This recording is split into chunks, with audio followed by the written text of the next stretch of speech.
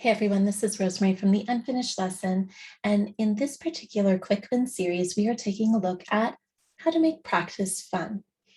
So in our previous videos, we took a look at the client experience because really it's our clients, our students and the parents that are experiencing the practice time. So we need to make it a good experience for them. We've also taken a look at different resources that you can include to make things fun, as well as practical. You can also check out video 3 if you're doing online lessons, whether hybrid or full-time, for some ideas there. And in our 4th video, we are going to talk about making it practical and fun. Now, in terms of this, one, if you haven't watched the other ones, make sure you check the description below, watch those videos, okay? In this video, yeah, I mean, look, fun and practical, they're kind of buzzwords, aren't they? They can sometimes mean nothing. So how do we make them mean something, right? We want our planning, we want our students' practice to have both the fun and the practical in reality, not just up here. So fun doesn't have to be expensive, it doesn't have to be complicated, and it doesn't have to take a lot of time to prep. It could have all of 3 of those things, but it doesn't have to, okay? I think sometimes fun, it can feel overwhelming because it's like, oh, I know, but I don't feel like I'm creative and I have to create something from scratch. No, you don't. It's all good.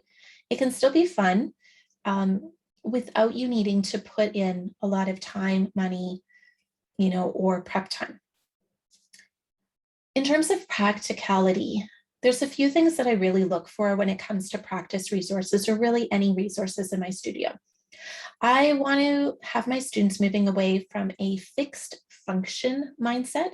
What that means is they're going to look at their pencil and all it does is writes.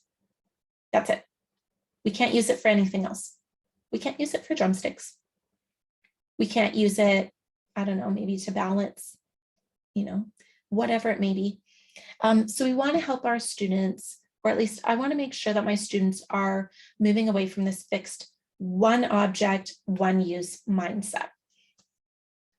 What we want to do is move more towards a best tool for the job mindset, or best tool to help us reach a particular goal mindset. And that means that we can use objects in multiple ways. It also means that when I'm teaching my students how to practice so that they can do this during the week, I'm really teaching them about interleaved strategies. So interleaved, all it really means is that instead of just covering something once and then we just leave it, we kind of intersperse it throughout and we keep coming back to it in different ways. And when I explain this to my students, I say that we have these neural pathways in our brain. And what we want to do is create multiple pathways to the same piece of information or skill. And we want to strengthen those pathways as much as possible as we do it. So it's kind of a twofold thing. I live in the prairies. So kind of what we want to do is we have range roads here. Our province is divided into a grid. And so while not all of the roads are perfectly straight like this and this, they do run north to south, east to west in general. So in the country, you have these things called range roads. Now, some of the range roads, they're paved.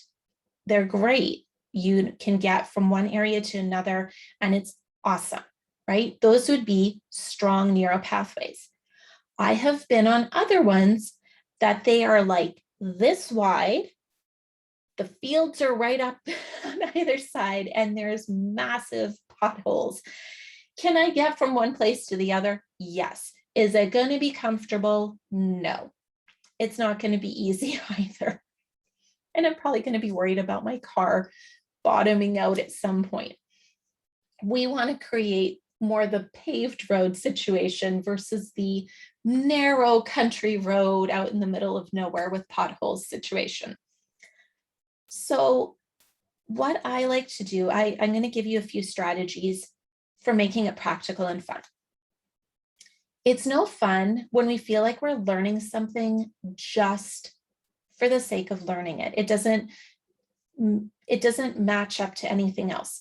There is exceptions, right? I mean, if you love trivia, if you're a huge Jeopardy fan, yes, you're learning stuff.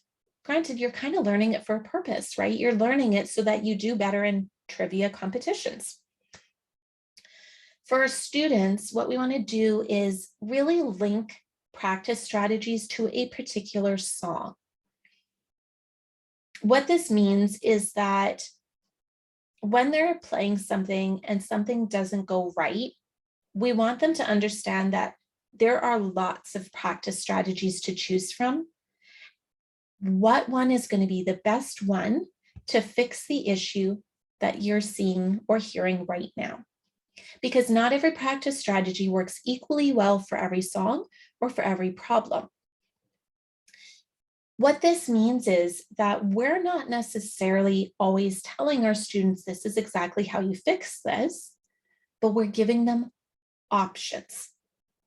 Why on earth are we going to give them options? Why not just tell them how to solve it, right? That's faster. In the moment it is.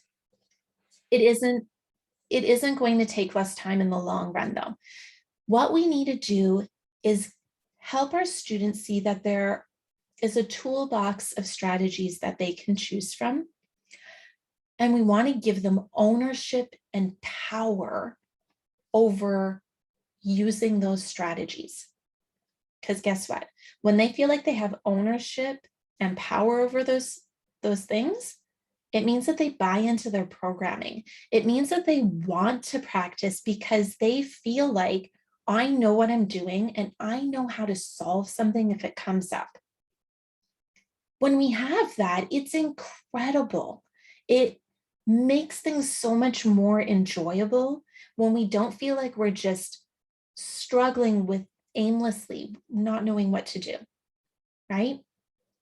It also has the other benefit of during the week, if a student gets stuck, are they immediately contacting you? Are their parents immediately contacting you? No. They know that they can figure it out on their own, that there are options that they can try out. And you know what, you might be saying, but if they pick an option that I know is not going to work, that's okay. Let them do it. Let them do it. Let them use that strategy and then talk about it. Did that strategy work? Did it solve the problem that you had? No. Okay, you know what? That's awesome. That's something you've learned. You've learned that in this situation, that strategy is not going to help you. Okay, let's try a different one. What's the next one you want to try? Now, granted, I would keep it to maybe 2 or 3 suggestions. We don't need them to choose from their entire toolbox, but you could say, like, here's maybe 3 suggestions that could work if your students are new to figuring all this out, right? That way they can be successful without it being a big, we still want to keep it fun, right? We need it to be practical over the long term, but we want it to be fun as well. It can be exploratory, but not forever exploring. It can get old if it's forever exploring. We've had that situation in our family with our kids with some schooling, and it's not frustrating, or it's really frustrating for everyone. So yeah, 2, 3 suggestions max in terms of strategies that your student can try for a particular song.